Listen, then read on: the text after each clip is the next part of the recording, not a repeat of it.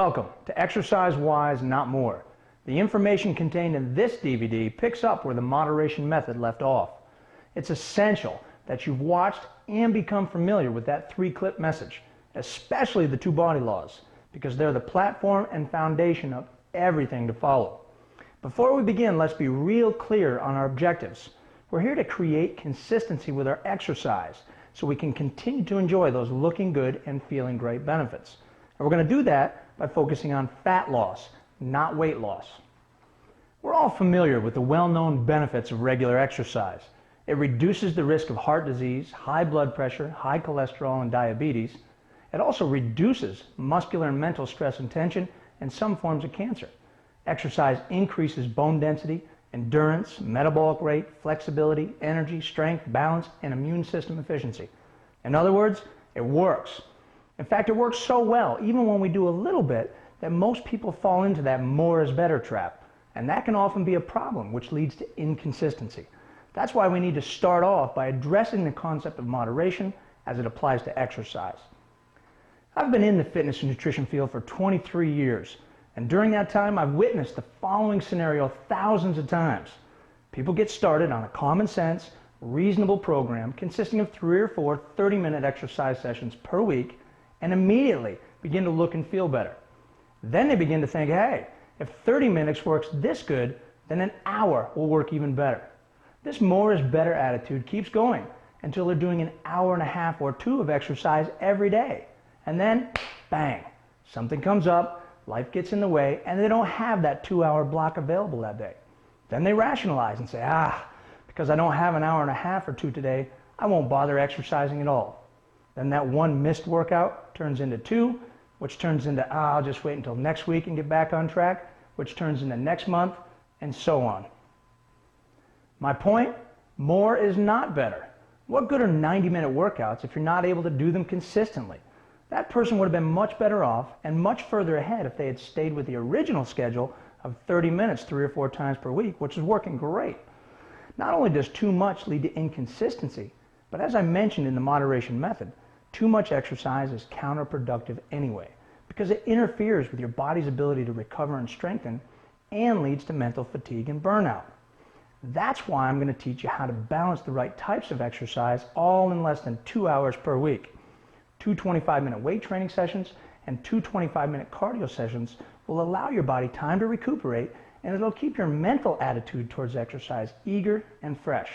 Most importantly, it'll provide you with the best chance of fitting into your already busy schedule. Too much is only one of the problems when it comes to exercise. The other main problem is that most people's motivation for exercising is to lose weight instead of fat, which causes them to make 1 or more of the following 4 big fat loss exercise mistakes. Number 1, they think they can win the calories in, calories out war by eating less and exercising more. Number 2, they think they can lose fat by only dieting and not exercising. Number 3, they think they can tone, sculpt, or reduce specific areas. And number 4, they think that light weights and high reps will help them tone. Those 4 misconceptions come from the weight loss industry. They want you to think that way. Making 1 or more of those mistakes may indeed lead to weight loss, but remember from the moderation method that the weight you lose from that line of thinking generally comes from the loss of valuable muscle tissue and is tied to some serious consequences. I'm going to start off by addressing each of those 4 mistakes so that you can stay focused on how to exercise to lose fat. Big mistake number 1. You think you can win the calories in, calories out war by eating less and exercising more. Let's begin big mistake 1 with a quick review of the 2 very clear instructions our bodies have for us about what it needs to burn fat. In body law number 1, we learned that muscle tissue is the single largest contributing factor in determining the speed of our metabolisms. The more muscle we have, the faster our metabolisms will be 24 hours a day, 7 days a week, not just when we're exercising. Maintain your muscle and you'll burn more fat. We also learned that weight training is by far the most effective means of regaining and maintaining muscle. In body law number 2, we learned about protection mode, which is our body's way of protecting itself from the threat of starvation it senses when it doesn't get enough energy. In protection mode, because there's no energy available, And because our bodies protect by accumulating and maintaining its protective mechanism, body fat, the only thing left to burn is muscle tissue. That's where the weight loss comes from. And the downside is that brings us right back to body law 1. When we lose muscle weight, our metabolism's slow and we gain fat. Now the next step in addressing big mistake number 1, before we even talk about calories in, calories out, we need to figure out what the heck a calorie even is. In the Eat Wise Not Less DVD, I talked about how to keep things simple by distancing yourself from the confusing and misleading calorie theory. And in case you haven't seen that piece, here it is. What about calories? As I've shown you throughout this message, your body's energy intake needs to keep up with the demands of your activity levels, or else there's going to be consequences. In other words, there needs to be an energy balance. However, using calories as a means to measure energy is a very confusing and misleading practice. Here's why. The weight loss industry, tells us that a calorie is a calorie is a calorie. They tell us that if you take in more calories than you burn, you'll gain weight, and that if you burn more calories than you take in, you'll lose weight. Well, first of all, we already learned that weight is an ambiguous word, and that we need to know what kind of weight we've gained or lost before we even decide if it's good or bad. Secondly, calories aren't even in food. They're a measure of heat produced by food when the food is burned in a little testing oven called a calorimeter. The confusion starts when the scientists inaccurately assume that the human body and the little testing oven that the food is burned in behave and react exactly the same. This assumption can be disproven by using fiber as an example. I've already mentioned that fiber is indigestible by the human body. Although it provides great health benefits, it provides the human body with no energy. On the other hand, when fiber is burned and measured in a calorimeter, it does produce energy. To better understand that example, think of firewood.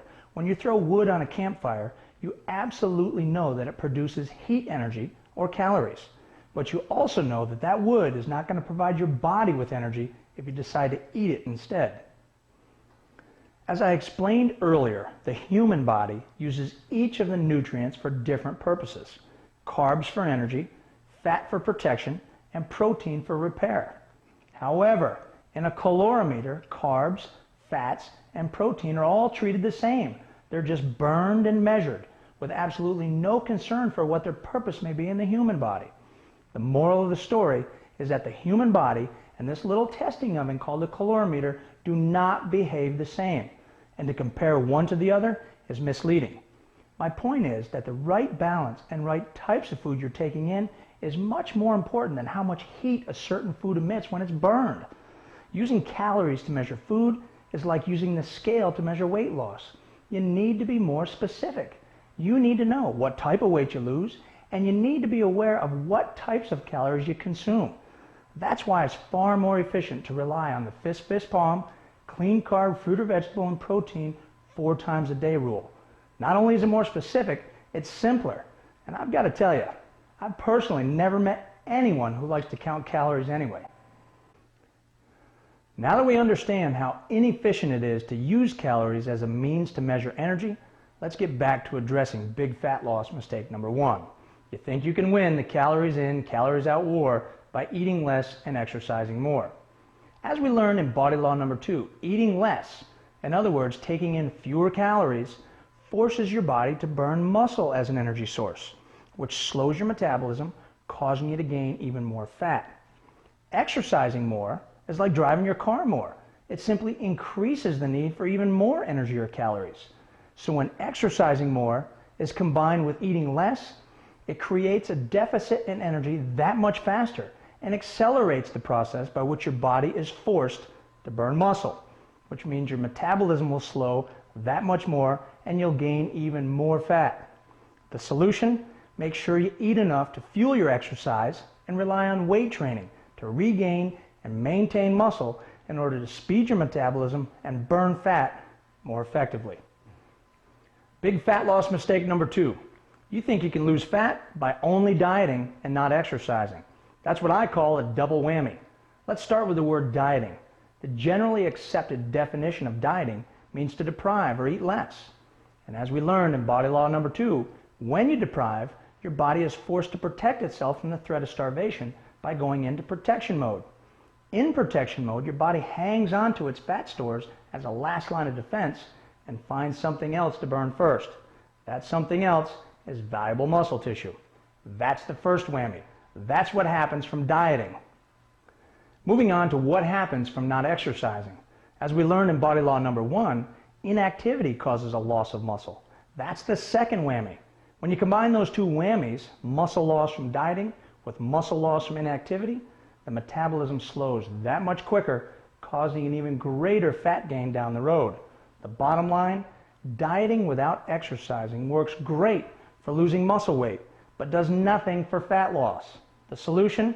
Eat wise, not less, and get a balance of the right types of exercise, including weight training, so that you can speed your metabolism back up and burn fat.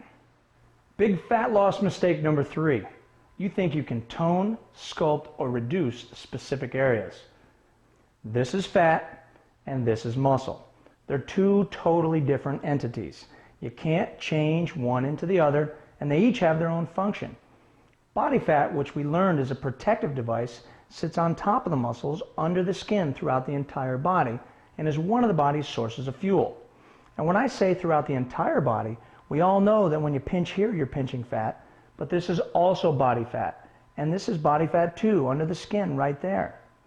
Muscle, on the other hand, is located underneath the fat and is responsible for creating movement of the skeletal structure. You don't get rid of fat by exercising a muscle near the fat. You get rid of fat when your body is burning it as a fuel source. And when your body is burning fat as a fuel source, it's burning it everywhere proportionately. So back to mistake number 3. What I want you to take from this is that the loss of body fat determines how toned or sculpted you appear. And you don't lose fat in one specific area by working the muscle in that area. For example, stomach exercises done properly work great for conditioning your abdominal muscles, not burning midsection fat. This notion of sculpting or reducing fat in one specific area is just one of the many lies from the weight loss industry to get you to buy into more of their gimmicks, like the ab roller. The bottom line, don't spin your wheels and make the mistake of targeting only what you consider to be your trouble areas. There's a bigger picture and some better news. I'm going to show you how to condition all the areas of your body with weights, and as a result, you will regain and maintain all your muscles, which in turn will speed your metabolism. And through your cardio activity, I'm going to teach you how to more effectively burn fat as an energy source so that you appear more toned and sculpted, not only in your trouble areas, but everywhere. Big fat loss mistake number 4. You think light weights and high reps will help you tone. I've got 2 words for that misconception: paperclip, curls. I'll get to that in a second. I can't begin to tell you how many thousands of times over the years I've seen people spin their wheels by making mistake number 3 and mistake number 4 at the same time. Not only do we have a person doing stomach exercises thinking they're burning midsection fat, but they take it one step further by thinking that hundreds of reps will get the job done and make them more defined in the ab area. We already learned that spot reduction of fat or becoming more toned in one specific area is impossible. So with that in mind, my point is that it doesn't matter if that person did 5, 10, 50, or 100 reps. If they still have body fat covering up their stomach muscles, they won't be any more toned or defined. Once again, you become more toned and defined by developing and maintaining all your muscles, which speeds your metabolism and helps you to burn fat everywhere. How do you do that? Well, it's not about heavy weights and low reps, and it's not about light weights and high reps. It's about using an appropriate amount of weight relative to your individual strength level. Let me be clear. I don't want you to lift weights that are too heavy, because that'll get you injured. But I also don't want you to use weights that are too light, because that won't sufficiently stimulate your muscles. I want you to use an appropriate amount of weight that'll keep you injury-free and at the same time provide a sufficient stimulus to condition and develop your muscles. Me doing a bicep curl with a 100-pound dumbbell, that's too heavy. I'm going to hurt myself. Me doing a bicep curl using this paper clip, that's too light. It's not enough weight to condition my bicep, and therefore it's an inefficient use of my time. Somewhere in the middle there's a happy medium. And when we get to the weight training section in a few minutes, I'm going to show you how to find it.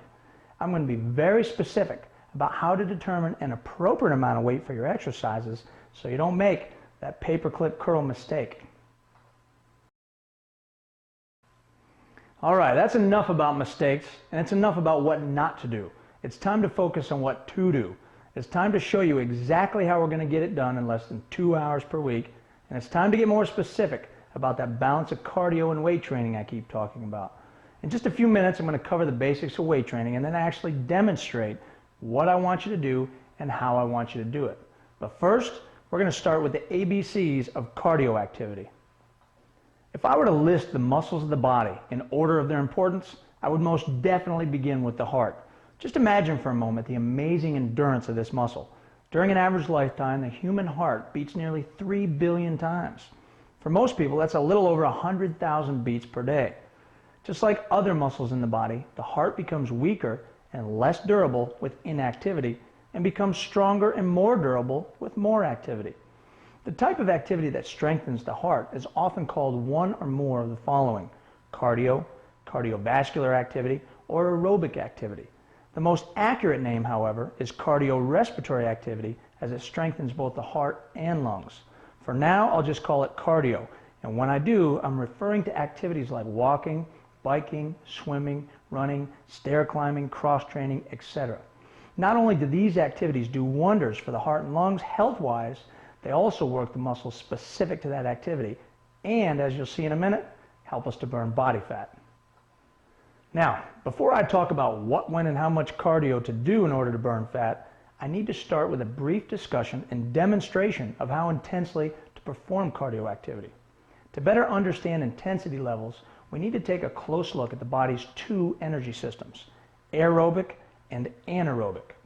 Aerobic means with oxygen. In other words, the body's oxygen requirements are being met at that moment. Anaerobic, on the other hand, means without oxygen. In other words, the body's oxygen requirements are not being met at that moment. Straight to the point, the human body cannot metabolize fat without oxygen, so we absolutely have to stay aerobic. The simplest and easiest way to determine the difference between aerobic and anaerobic is your breathing pattern.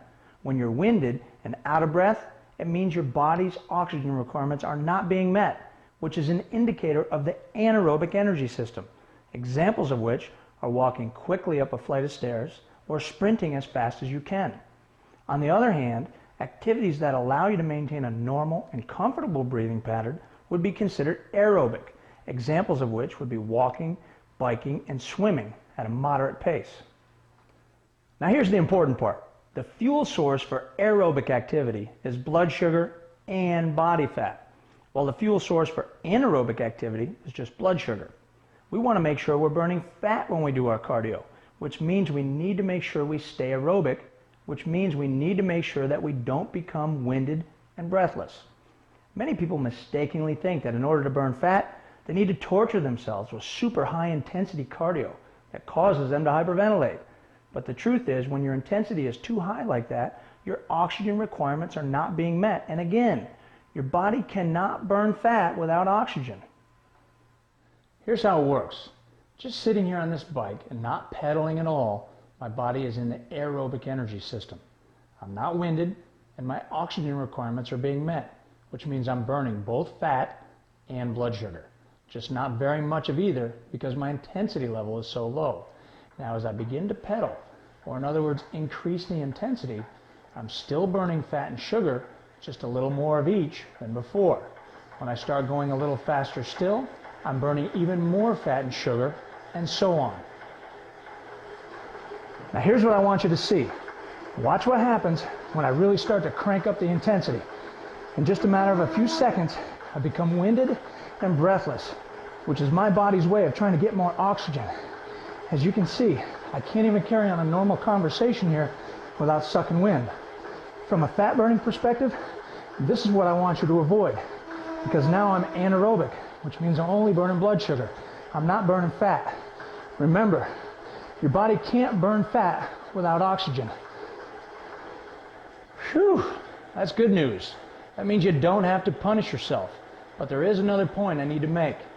In order to make your cardio activity as time efficient as possible, You want to get as close to that point of becoming breathless as possible without crossing over the line and actually becoming breathless. In other words, if your fitness level allows you to walk at a speed of 4.2 miles an hour on a treadmill without being winded, do it. Don't walk at 2 miles an hour. Don't misinterpret my instruction of not becoming winded to mean that you don't need to supply any effort at all. Now, regarding intensity levels, there's some additional concerns if you're just getting started or you're getting back to exercise after a long break. First and foremost, you need to stay within the parameters of your current individual fitness level. What I've talked about so far is how to make fat burning as efficient as possible by getting as close to that breathless point as you can without crossing over. But you also need to pay attention to how hard your heart is working. When you're doing your cardio, the easiest way to monitor your heart rate is by placing a couple of fingers on your carotid artery and counting how many beats you feel in 6 seconds. Then to determine your beats per minute, multiply that number by 10, or in other words, just add a 0. At no time do I want your heart rate to exceed 220 minus your age. For example, if you're 50 years old, don't let your heart rate exceed 170 beats per minute, whether you're out of breath or not. Often you'll see formulas and charts that provide you with a target heart rate range that they say is for optimal fat burning. But the problem is that oftentimes those charts are too general and there are just too many variables for your individual circumstances. For example, it's very possible for you to be anaerobic and out of breath, burning just blood sugar, while some target heart rate chart tells you that you're in the perfect zone for burning fat. Another variable is the fact that as your fitness level improves and your heart gets stronger, it won't beat as many times per minute doing the same exact activity as it did when you first started. So one generalized chart doesn't always get the job done. Understanding aerobic and anaerobic is a much more specific indicator of cardio intensity than target heart rate alone. Wrapping up our intensity level discussion, keep the following 2 things in mind. First, as a safety precaution, don't allow your heart rate to exceed 220 minus your age, whether you're out of breath or not. And secondly, fitness level allowing, to make as efficient fat burning use of your time as possible, get as close to that point of becoming breathless as you can without crossing over and actually becoming winded. Stay aerobic and you'll burn fat. Now that we know how to make sure we're burning fat, I'm going to quickly address the what, when, and how much questions. What types of cardio should you do? My first advice is to be aware of all the fitness articles and advertisements trying to tell you and sell you that one particular type of cardio is the best. There is no best. All types of cardio are great and effective as long as they involve the larger muscles of the body in a continuous fashion. The types of activities you select should depend on your fitness level, your injuries or physical limitations, and what's most readily available to you, not what some magazine article says is the next big thing. Regarding your fitness level, common sense needs to dictate your selection. For example, if you haven't done anything in a while, jumping into a 3-on-3 game of basketball for an hour probably wouldn't be as wise as a brisk walk or a light jog for 15 minutes. And when it comes to existing injuries, there's always options so that you don't have to experience pain. For example, a person with knee and back injuries would be better suited for a cross-trainer machine that reduces impact on the joints than he would be for running on pavement, which would increase the jarring on the joints. And finally, in order to ensure that you'll do it consistently, pick what's most readily available to you. It's for that very reason that I'm such a big fan of walking. You can do it almost anywhere at any time. There's little or no impact on the joints. You don't need much more than a comfortable pair of shoes, and it's easy to adjust your intensity levels. All of those factors make it the most versatile and convenient cardio activity going. When or what time to do your cardio is another area of concern. Again, don't put limitations on yourself or get sucked into the fitness articles that tell you that you'll burn more fat at certain times of the day. Too often I've seen that unrealistic advice lead to missed cardio workouts altogether, i.e., I couldn't fit it in this morning, so I didn't bother to do it at all. Just get it done when you can. There are no inefficient times to do your cardio. And finally, how much to do. My whole idea behind the moderation method is that I'm trying to set you up for success, not failure. Although daily cardio sessions would be great, I've found that to be impractical for the majority of people. Those negative feelings of anticipation for some and the terrible feelings of guilt for others who missed that day are counterproductive. With this in mind, it's far more effective to schedule, look forward to, and not feel sacrificed to complete 2 sessions per week rather than scheduling 7 and missing 5 of them because life got in the way. You will have great results with 2 25-minute cardio sessions per week as long as you combine that with 2 25-minute weight training sessions. More on that in a minute. When people hear me say 2 sessions per week, they often ask, is daily cardio a bad thing? Well, if you do have time and you do enjoy daily cardio, that's fine, as long as you keep the following 2 things in mind. The more activity you do, the more fuel you need, and if life does get in the way of daily activity, don't rationalize and skip whole weeks. Just regroup and cut back to the 2 sessions that you know you can fit in. That having been said, it's time for a little segue about time. Without a doubt, time is the #1 reason people have for not exercising regularly. And with that in mind, there's 3 things about time that I want you to know. Number 1, the whole point of the moderation method is that it doesn't need to take long to be effective, and I'm going to prove it to you. Number 2, one of the very well-known benefits of regular exercise is increased energy, which actually helps you to create more time. And number 3, the reality is that you're never going to have any more time than you have right now anyway. Life's always going to throw you a curveball, and unexpected things are always going to come up. So stop waiting for that perfect moment when you think you're going to have more time and find a way to work it in right now. Personally, I have 2 acronyms for the word time when it comes to exercise. TIME. To some people it means tomorrow I might exercise, and to other people it means today I must exercise. So my final thoughts and advice on time: even if you think you can't squeeze it into your schedule or that you won't enjoy it, start by making an intellectual commitment to exercise simply because you know it works and you know there are benefits. Then once you get started, an amazing thing will happen. Those benefits will quickly lead to an emotional attachment. Once you start to experience the emotional benefits of looking good and feeling great, I'm very confident that you'll develop a just try and take exercise away from me now type attitude. All right, time to regroup. More is not better. Avoid the 4 big fat loss mistakes. Cardio burns fat, and there is no better time than now. Let's shift gears and talk about muscle. Don't make it any more complicated than this. When your muscles are active, they'll stay bigger, stronger, and more durable. And when your muscles are inactive, they become smaller, weaker, and less durable. From a muscle standpoint, not all activity is created equally. Because weight training allows you to take every major muscle in your body through a full range of motion under a controlled amount of resistance, it's by far the most effective activity for developing muscle.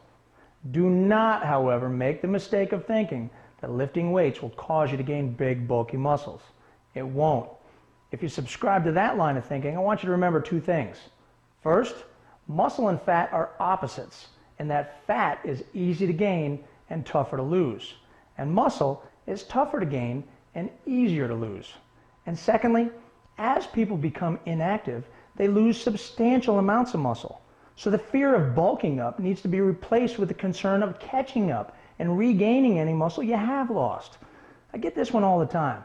I don't want to build, I just want to tone up. So here's my response. You're not going to be building. You're going to be rebuilding what you've lost. And rebuilding what you've lost is the only way you're going to speed your metabolism back up and burn fat so you can be more toned. This is another one I get all the time. I don't need to weight train because I get lots of other activity. I play basketball or I swim. Well, those are great things to do and fun things to do. But those and all the other recreational and sporting activities only involve some of the muscles through a limited range of motion under a resistance level that doesn't change. So my point is that you can be highly active in other activities like yoga or tennis. Now I'm not picking on these specific ones, I'm just using them as examples. And even though you're active, you can still be losing muscle. No matter what activities you're currently involved in, they cannot and do not replace the benefits you get from weight training. I'm certainly not suggesting that you should abandon your other activities. I just don't want you to rationalize and use them as a reason not to weight train. And the reason for that is that I'm here to show you how to exercise to lose body fat. So let me give you a little reminder of why muscle is so important. As we learned in body law number 1, muscle is the single largest contributing factor in determining the speed of your metabolism. By maintaining your muscle tissue, you'll have a faster metabolism and burn more fat 24 hours a day, 7 days a week, not just when you're exercising. Muscle is the key to fat loss. If you have it, protect it. And if you've lost it, rescue it. The only way to protect it and rescue it is to exercise with weights. And that's why weight training is not optional on this program, it's mandatory. And the best news, which I'm going to show you here in just a minute, is that it's simple, it's quick, it's painless, and everyone is capable of doing it. Now, moving on to the basics of weight training, there's 3 things I want you to know. It should not be done every day, it should not take long when you do it, and it should never be painful. The most important part of weight training is recovery time or rest. Now, during the weight training workout itself, you're actually breaking muscle down. The key is to allow ample time for the muscles to recuperate and strengthen each time. And that's why we're going to work out only 2 times per week with at least 2 days in between each session. I'm going to show you how to do 8 basic exercises so you can get a full body workout in 25 minutes. Just like I mentioned in the cardio section, don't let anyone tell you that one particular time of day is better than another. Don't limit yourself. Just fit it in when you can. There's also no problem whatsoever with doing your weight training and cardio on the same day. And if you do, it doesn't matter which one you do first. That gives you the option of working out twice a week for 50 minutes, cardio and weights on the same day, or 4 times a week for 25 minutes, cardio and weights on separate days. The amount of weight you use for each exercise will be determined by your current individual strength level, using a repetition range of 10 to 15 as a guide. In other words, for each exercise we do, you'll select an appropriate amount of weight that you can lift between 10 and 15 times. If you're not able to lift the weight 10 times, it's too heavy and you need to go lighter. And if you're able to lift the weight 15 times, it's too light. And next time around, you'll need to go a little heavier. Just a very short segue here. Sometimes when I do ask people why they don't exercise with weights, I get this answer. I don't lift weights because I'm not strong enough. And that's why I can't emphasize enough that weight training is relative to your individual strength level only. Everyone can do this, even if they need to start with 1-pound dumbbells. What's most important to me is that you find the best way for you and your family to get your weight training done. You have options.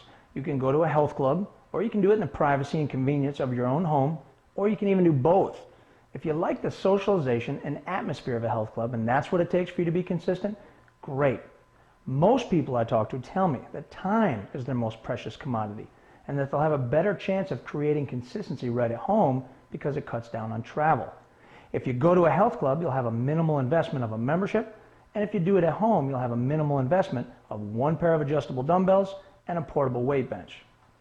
The good news is that whether you go to a gym or you decide to do it at home, I still want you to get started with the same 8 basic exercises, and I still want you to use dumbbells and a bench. If there were only one thing that most fitness professionals would agree on, it would be that dumbbells are by far the most effective way to condition your muscles. Amidst all the technological advances in the fancy machines that you find in the health clubs, dumbbells continue to stand the test of time. The reason for that is that they allow your body to move freely with no limitations, the way your body was designed. When you use a machine, you're limited to the lever structure and path of travel for that particular device. That may or may not match up with your specific body size or movement. Unlike machines, the use of dumbbells also improves your balance and helps to equalize the strength of the left and right sides of your body. The list of benefits goes on, and my point is that regardless of where you weight train, dumbbells are your best option. If you already have adjustable dumbbells and a bench, you're good to go. If you don't, they're available on the products page of the website. Let me also be clear that what I'm about to do here in a second is strictly a demonstration. I'm going to show you how to properly and safely perform these exercises so you'll have absolutely no problem getting started and doing them on your own. If you feel that you need additional hands-on instruction, or if you're looking for a great interactive real-time workout that two people can do together, then check out the Show Me, Don't Tell Me DVD.